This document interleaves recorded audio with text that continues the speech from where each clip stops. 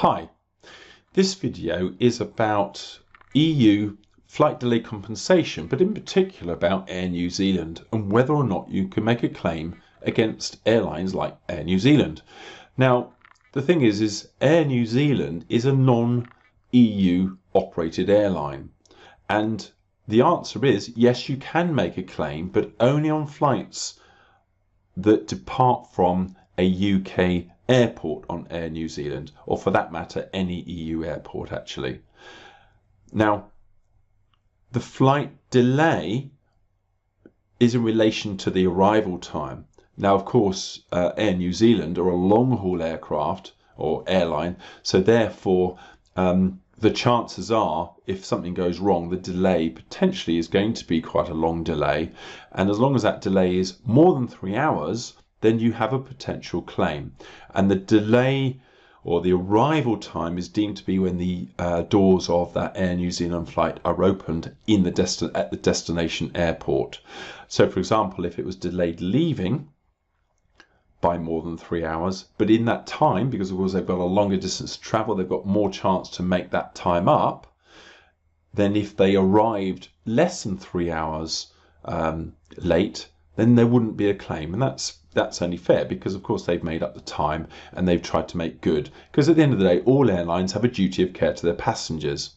And most flights that I've been on, certainly when the pilot comes over the speaks to the aircraft, they are always quite keen to try and make up the time where even if they've been delayed by 10 minutes or half an hour, they said we should be able to make that time up. Certainly when they're travelling back across the Atlantic, when they've got a bit of a tailwind, that always helps.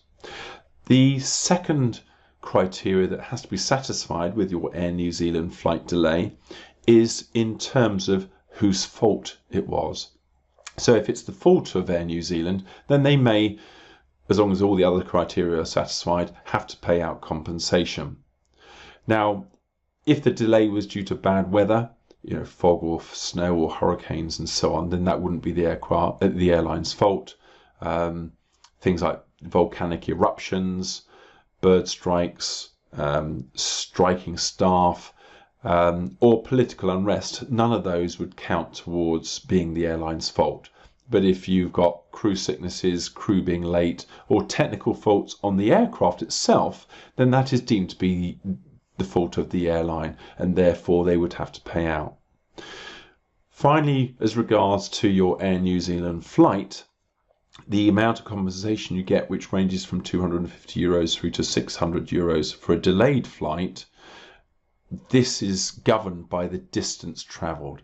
The first milestone is 1,500 kilometres, and the next one 3,500 kilometres. And of course, most of the destinations that Air New Zealand fly to from the UK are probably going to be on the higher side, i.e. more than 3,500 kilometres, more than likely. So if you've had a flight delay, then you're more likely to be towards the €600 per passenger, bearing in mind for that flight delay. And of course, the other thing that you need to be aware of is the time limit for making a claim is actually 6 years. So if you've had a flight on Air New Zealand in the last 6 years that departed from the UK, you may be entitled to a compensation claim. To make that claim against Air New Zealand, you'll need to write to them.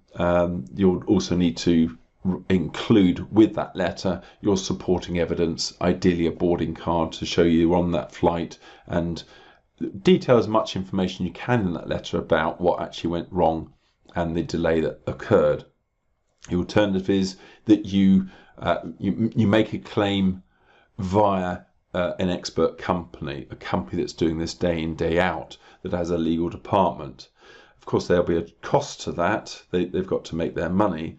But most operate on a no-win, no-fee basis. And in fact, there's a link below that takes you to a site that explains a little bit more about that. Now, of course, because it's no-win, no-fee, they only get paid on success. So it's no financial risk to you, but also it's in their interest to make that claim work. They know what they're doing, they do it day in, day out. So if you don't have the time, or you don't want the hassle, you don't like writing letters, then that might be the option for you to choose. But of course, it's up to you. You can quite easily make the claim yourself, but make sure you follow up, make sure you write the letter very carefully and make that claim stick. Thank you for listening. If you've got any questions, please pop them on the comments below, and I'll be more than happy to answer those for you.